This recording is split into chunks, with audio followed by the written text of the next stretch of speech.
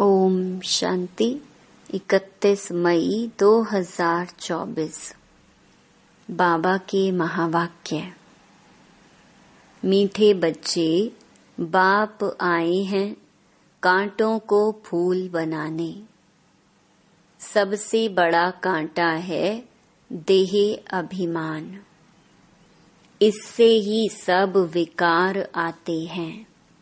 इसलिए देही अभिमानी बनो।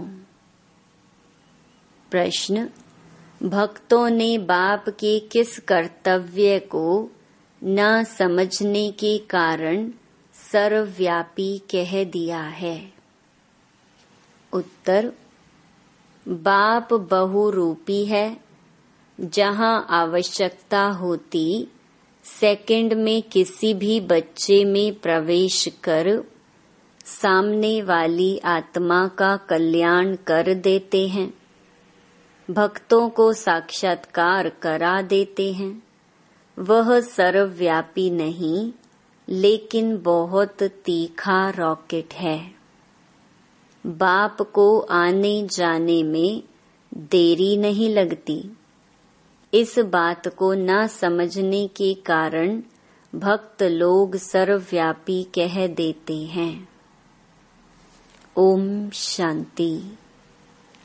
यह है छोटा सा गुलशन, ह्यूमन गुलशन। बगीचे में तुम जाओ तो उसमें पुराने झाड़ भी होते हैं, किस्म किस्म के।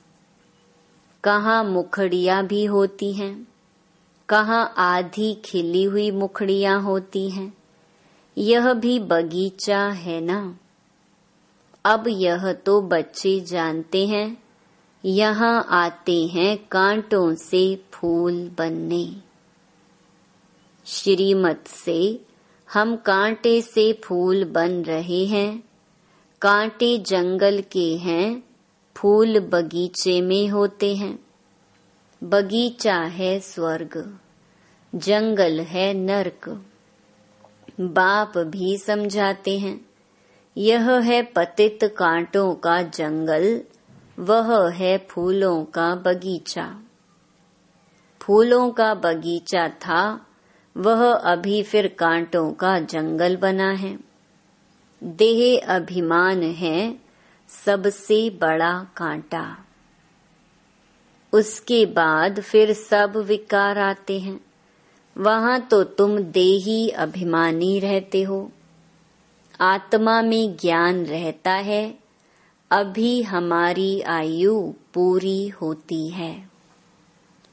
अब हम यह पुराना शरीर छोड़ दूसरा जाकर लेंगे।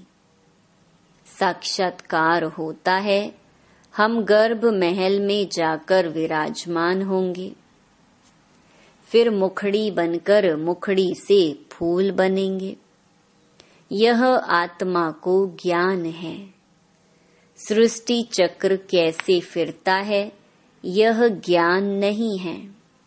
सिर्फ यह ज्ञान रहता है कि यह शरीर पुराना है, इसको अब बदलना है। अंदर में खुशी रहती है। कलयुगी दुनिया की कोई भी रस्म आदि वहाँ होती नहीं। यहाँ होती है लोक लाज, कुल की मर्यादा। फर्क है ना। वहाँ की मर्यादा को सत्य मर्यादा कहा जाता है। यहाँ तो है असत्य मर्यादा। सृष्टि तो है ना। बाप आते ही हैं, जबकि आसुरी संप्रदाय है। उसमें ही दैवी संप्रदाय की जब स्थापना हो जाती है, तब विनाश होता है। तो जरूर आसुरी संप्रदाय हैं।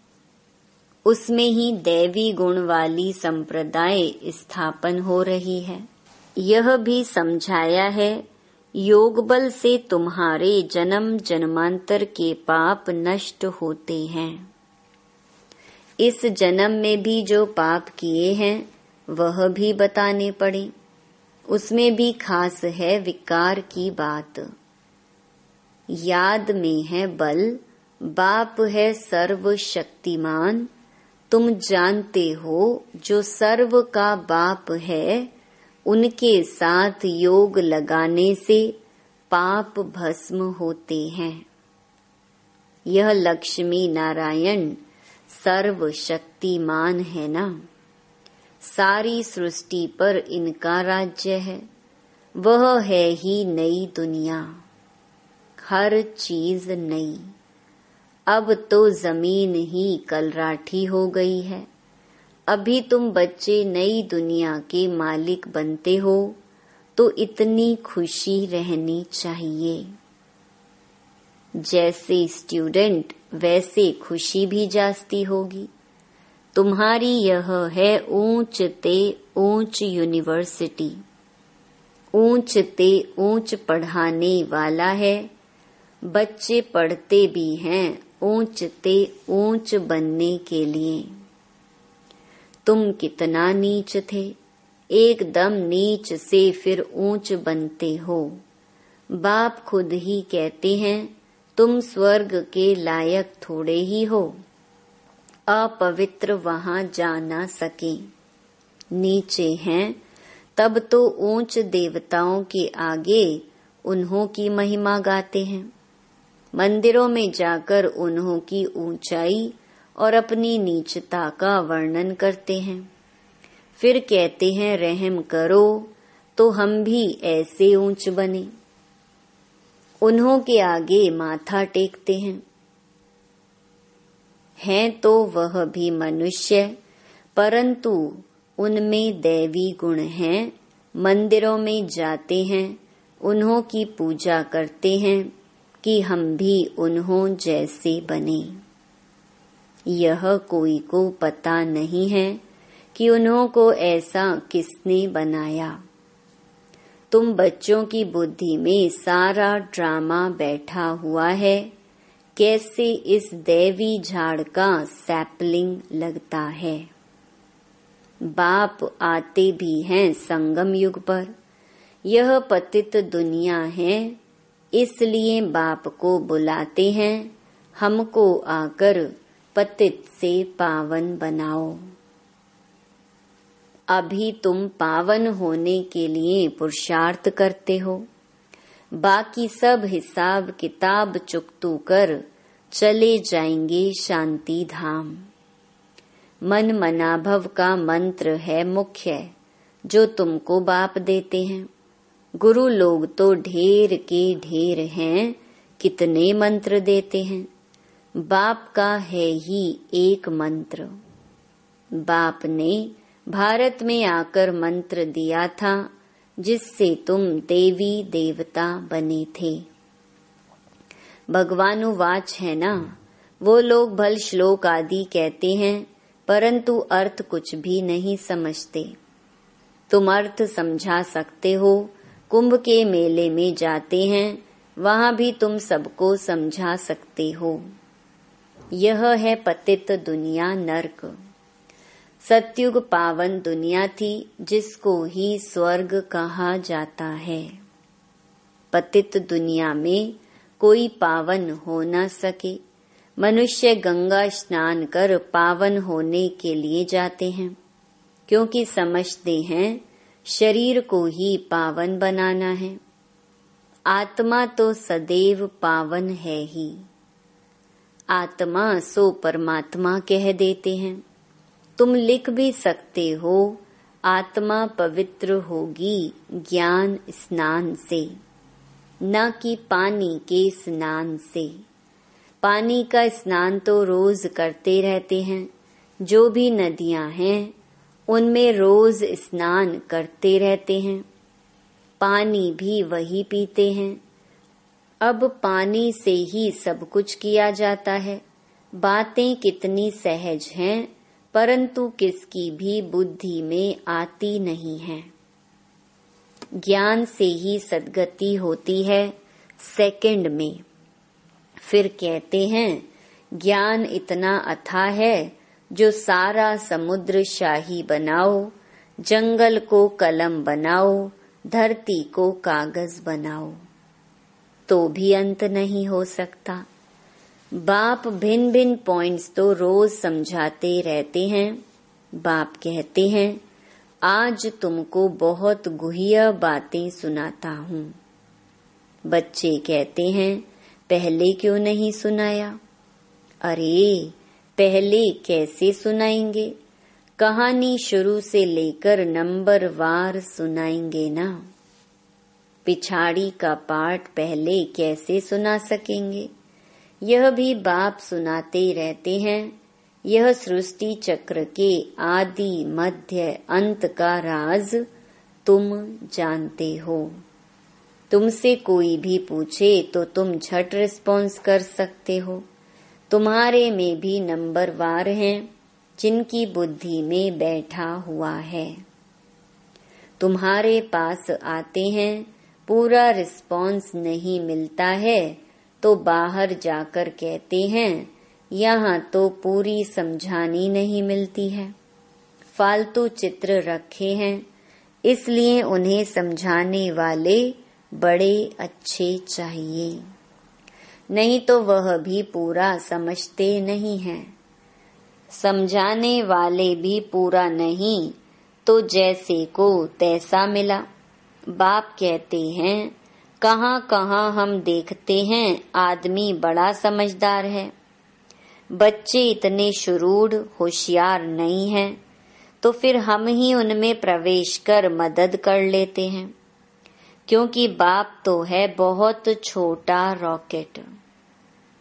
आने जाने में देरी नहीं लगती है। उन्होंने फिर बहुरूपी व सर्वव्यापी की बात उठा ली है। यह तो बाप तुम बच्चों को बैठ समझाते हैं।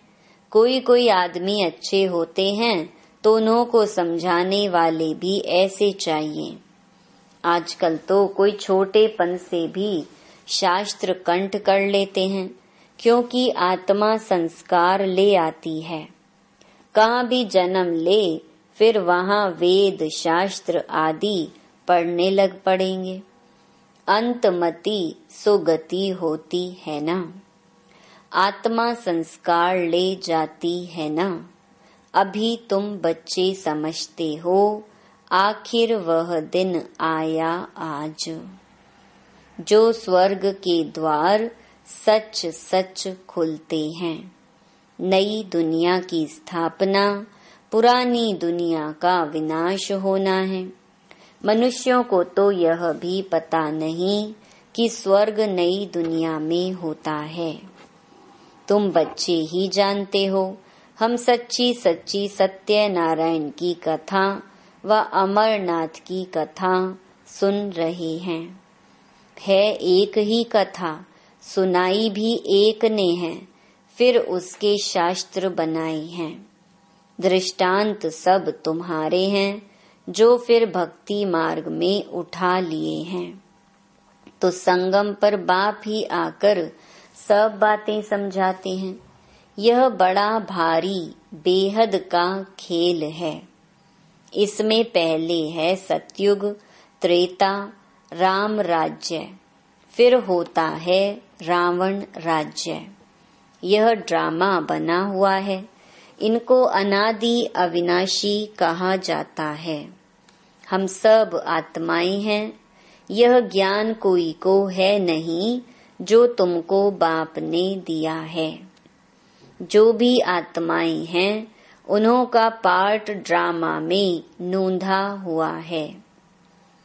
जिस समय जिसका जो पार्ट होगा उसी समय आएंगे, वृद्धि को पाते रहेंगे। बच्चों के लिए मुख्य बात है पतित से पावन बनना। बुलाते भी हैं हे पतित पावन आओ, बच्चे ही बुलाते हैं। बाप भी कहते हैं हमारे बच्चे काम चिता पर बैठ भस्म हो गए हैं। यह हैं यथार्थ बातें।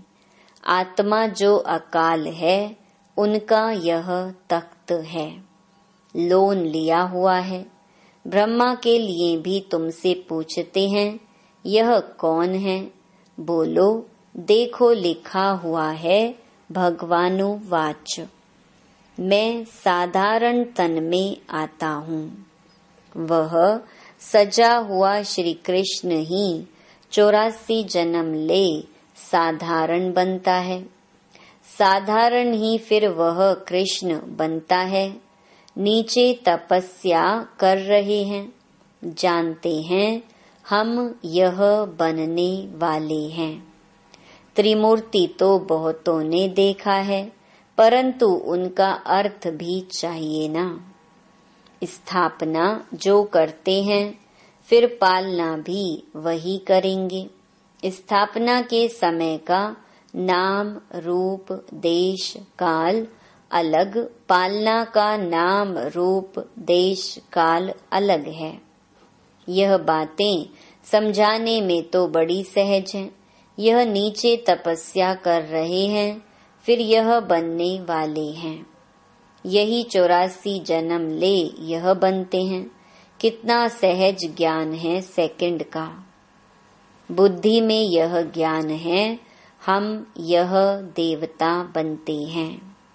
84 जन्म भी इन देवताओं को ही लेने हैं, और कोई लेते हैं क्या? नहीं। 84 का राज भी बच्चों को समझा दिया है। देवताएं ही हैं जो पहले पहले आते हैं। खिलौना होता है ना मछलियों का। मछली ऐसे नीचे आती है, फिर ऊपर चढ़ती है। वह भी जैसे सीढ़ी है। भ्रमरी, कछुए आदि के भी जो मिसाल दिए जाते हैं, वह सब इस समय की हैं। भ्रमरी में भी देखो कितना अकल है। मनुष्य अपने को बहुत अकलमंद समझते हैं, परंतु बाप कहते हैं भ्रमरी जितना भी अक्ल नहीं है। सर्प पुरानी खाल छोड़कर नई ले लेते हैं। बच्चों को कितना समझदार बनाया जाता है, समझदार और लायक। आत्मा अपवित्र होने के कारण लायक नहीं है, तो उनको पवित्र बनाए लायक बनाया जाता है। वह है ही लायक दुनिया। यह तो एक बाप का ही काम है, जो इस सारी सृष्टि को हेल से हेवन बनाते हैं। हेवन क्या होता है, यह मनुष्यों को पता नहीं है। हेवन कहा जाता है देवी देवताओं की राजधानी को। सतयुग में है देवी देवताओं का राज्य। तुम समझते हो सतयुग नई दुनिया में हम ही राज्य भाग्य करते थे। 84 जन्म भी हमने ही लिया होगा। कितना बार राज्य लिया है और फिर गंवाया है, यह भी तुम जानते हो। राम मत से तुमने राज्य लिया है, रावण मत से राज्य गंवाया है। अभी फिर ऊपर चढ़ने लिए तुमको राम मत मिलती है, गिरने लिए नहीं मिलती है। समझाते तो बहुत अच्छी तरह से हैं, परंतु भक्ति मार्ग की बुद्धि बड़ी मुश्किल चेंज होती है। भक्ति मार्ग का शो बहुत है।